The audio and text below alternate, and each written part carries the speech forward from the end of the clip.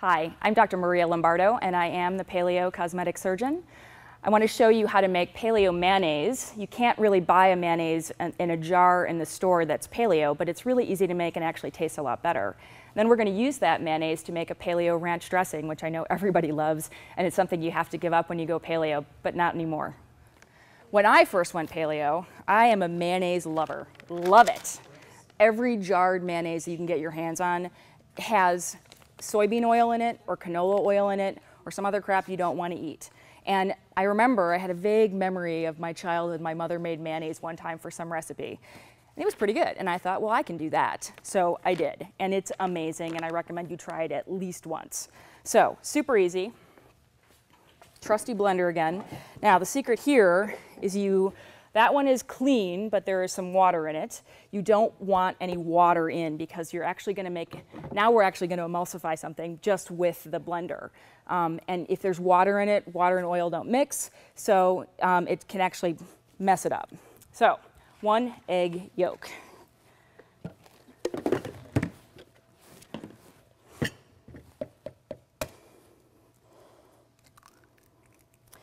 And you can save your whites for something else.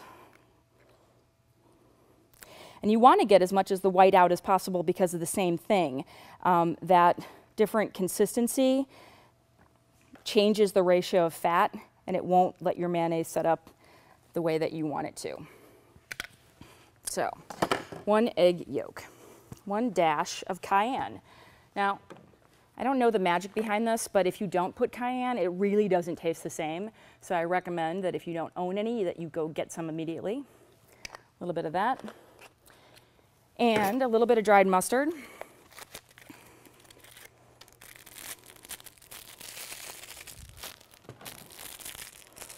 I'm a huge fan of the dried mustard, so I'm probably going to be a little bit more generous with this. More than a dash.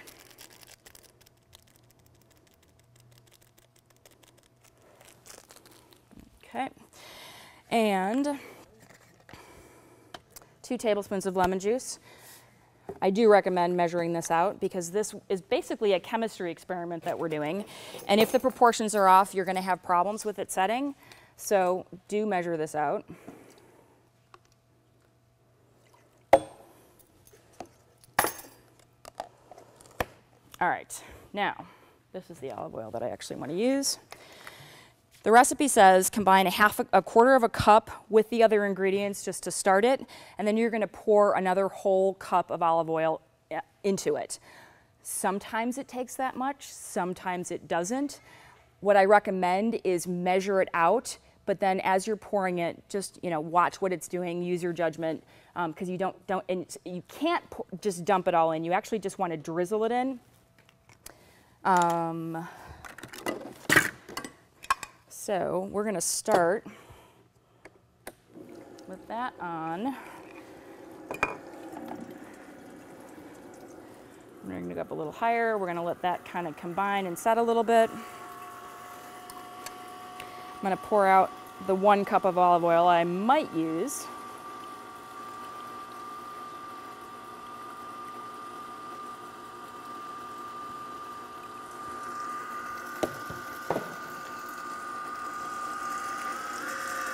All right, and then this really is a true slow drizzle.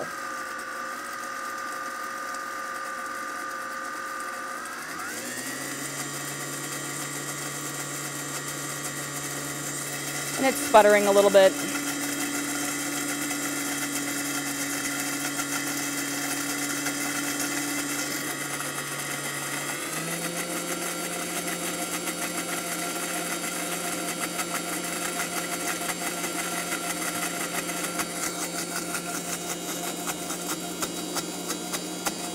And you can hear it thickening, and the blender blades are kind of skipping now.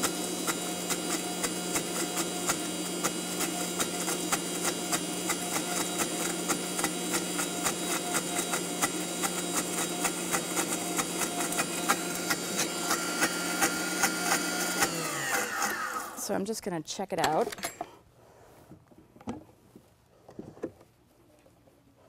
And I can keep going, but you guys don't really need to see me drizzle. And this really kind of shows you the texture of the mayonnaise, and it's fantastic. But then again, I do love mayo. All right, so that being said, we have almost a cup of mayo, which we're going to use for paleo ranch dressing, which is the other thing that I can't have ranch dressing. Yes, you can, if you make your own. So we've got our 1 cup of paleo mayonnaise there. We are going to add 1 cup of our coconut milk. And I'm going to fudge the proportions a little bit because I know that's not exactly a cup. So I'm going to go a little bit light on this.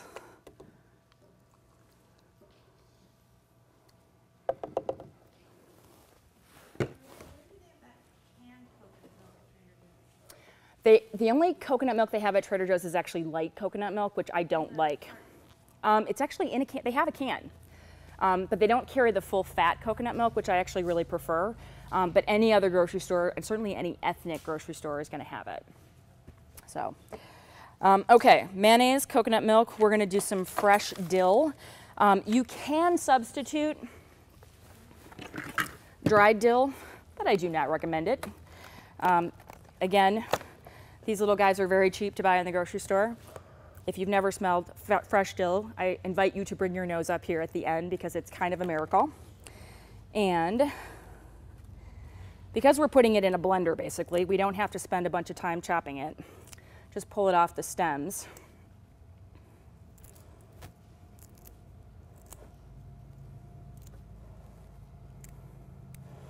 Okay. What am I missing? Oh, my best friend, garlic. And, you know, how much garlic do you like? Who are you kissing tonight? Are they eating garlic? These are all important questions.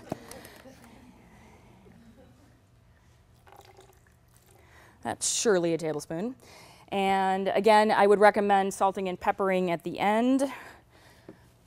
Pepper, you kind of can't go wrong with in my book, but salt you can. So watch out for that. And then just blend it.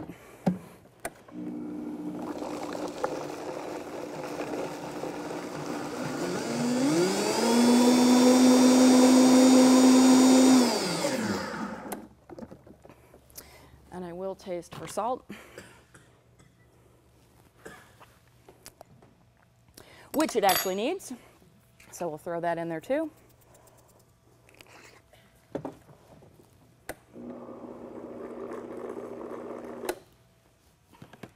Not double dipping.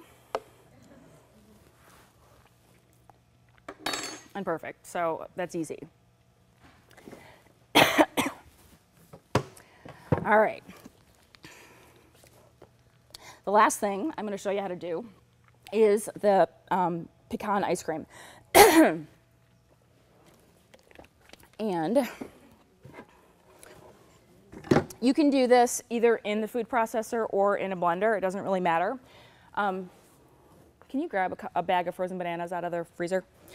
So basically, this requires forethought because if you put a frozen whole banana in a blender, nothing will happen to it except it'll cut off the little bottom part.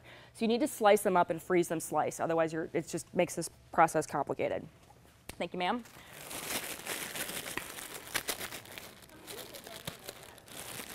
The Vitamix is around $400 actually. They have I've seen them at Costco on sale for like just under $400. And if you are going to buy one, and honestly, again, the quality of this machine and the strength of the motor will last kind of a lifetime. So it is really worth the investment. But if you are going to make the investment, I would recommend getting the kind that I have that has the dial gradation. Some of them that are a little bit cheaper are basically have on and off and fast and really, really fast. And that, you know, if you're trying to make a small amount of stuff, it like shoots out the top and you want to be able to control it more. So if you do make the investment, make sure you get the rheostat. All right, so we probably need to let these thaw for just a couple more minutes, but a little bit of salt, again, salt and bananas, you're crazy. It's delicious. And we're gonna throw some pecans in there, and this is basically gonna turn into butter pecan ice cream. You can add a little bit of honey or agave or whatever your sugar of choice is. We're not going to today. You honestly don't need to. The riper your banana is, the sweeter it is, so keep that into consideration. And really, it's just a matter of personal preference. I don't know where my other lid is. That one's covered in mayo. Oh, here it is. And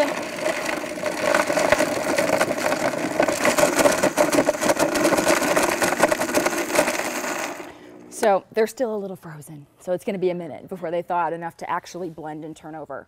But the good news is by the time you finish eating all of the food that we've demoed in the buffet line, I'm going to have made a lot of this, so you can try it afterwards. So, any questions about anything?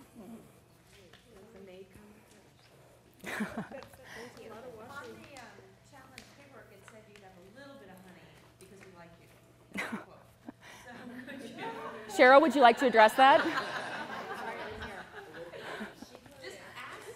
She's asking that apparently the paperwork says you can have a little bit of honey because we like you. In the ebook, they talk about their rules are a little bit different. So we're actually pulling out the added sweeteners just for 6 weeks if you choose to put it back in afterward. Fair enough. I just thought in this. Your taste buds are going to alter dramatically.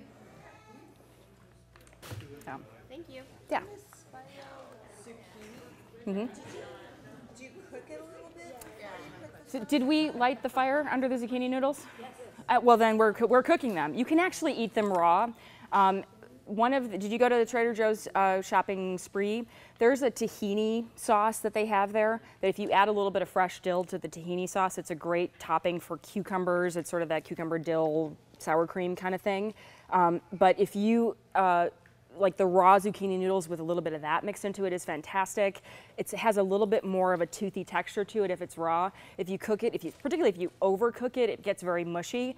These have been heating now for about a half an hour or so you can kind of see, and that's basically sitting on just a little bit of a steamer.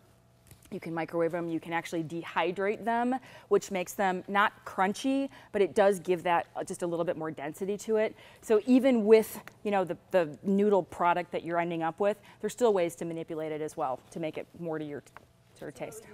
What would you do if you could put the clam sauce on? So honestly, I would serve freshly made super hot clam sauce directly onto raw noodles because it's going to cook it anyway with the heat of the sauce. So, and that's, if I'm preparing that for myself, I know that that's going to work. If I were preparing it for 50 people, I don't know that the sauce is going to cook all those noodles. So you kind of, again, have to sort of judge how much hot sauce is going on the noodles and that sort of thing. So, all right, well then, if you guys could give us just 1 minute for our video guy to actually video the food before we jump in, and then bon appetit. So. Thank you.